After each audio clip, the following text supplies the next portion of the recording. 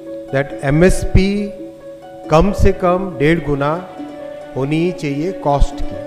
It has to be at least 1.5 times the cost of production. Top that I am going to read out will have at least 50% more MSP compared to the cost. That is, अगर 2013-14 का जो price था, that price was 1310 rupees, 1310. यानी कहाँ 1310 था और कहाँ आज 2300.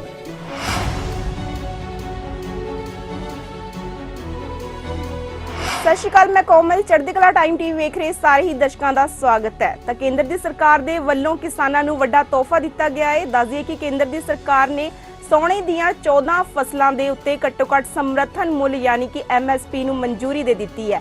ਇਸ ਫੈਸਲੇ ਦੇ ਨਾਲ ਕਿਸਾਨਾਂ ਨੂੰ ਉਹਨਾਂ ਦੀਆਂ ਫਸਲਾਂ ਦਾ ਉਚਿਤ ਮੁੱਲ ਮਿਲੇਗਾ ਅਤੇ ਉਹਨਾਂ ਦੀ ਆਮਦਨ ਵੀ ਵਧੇਗੀ।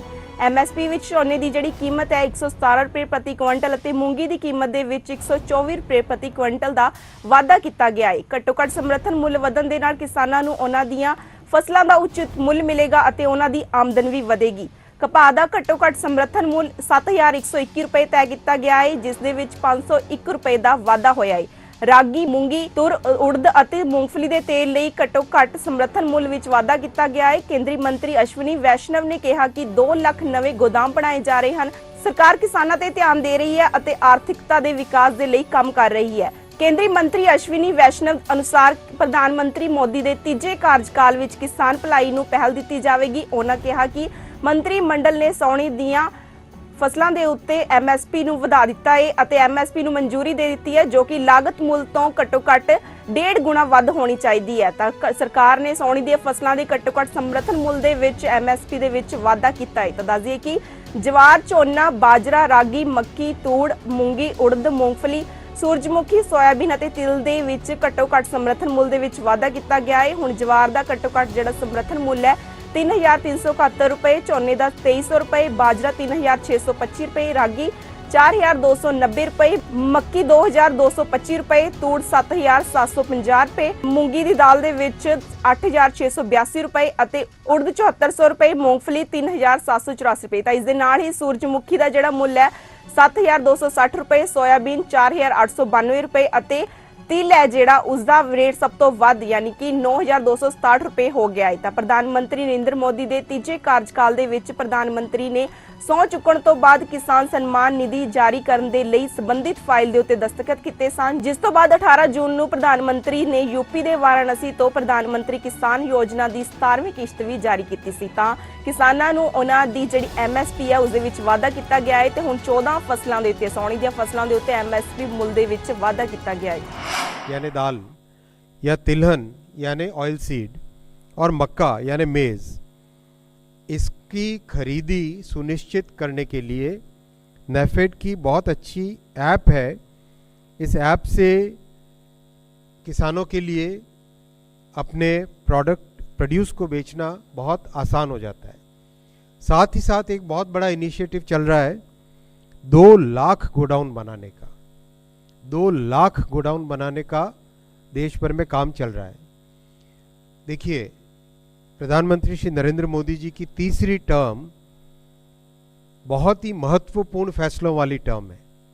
पहली 2 टर्म्स में बहुत अच्छा एक बेस बना है इकोनॉमी का, किसानों के वेलफेयर का।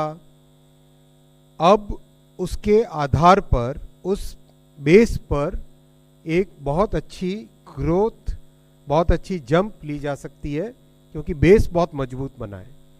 ये कंटिन्यूटी विद चेंज का पॉलिसी है।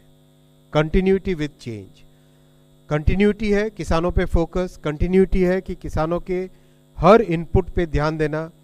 जैसा आप जानते हैं दुनिया भर में फर्टिलाइज़र की कॉस्ट 3000 रुपये पर बैग के हिसाब से हो गई थी, लेकिन मोदी जी ने through out the disruption caused by Covid and the Russia-Ukraine conflict, despite all that fertiliser की प्राइस को भारत में कम रखा। ये बहुत बड़ी उपलब्धि है और देश भर में, दुनिया भर में इस चीज़ पे आश्चर्य करते हैं कि जहाँ दुनिया में 3-3 हज़ार रुपये कॉस्ट चली गई थी 300 पे रखा गया भारत में।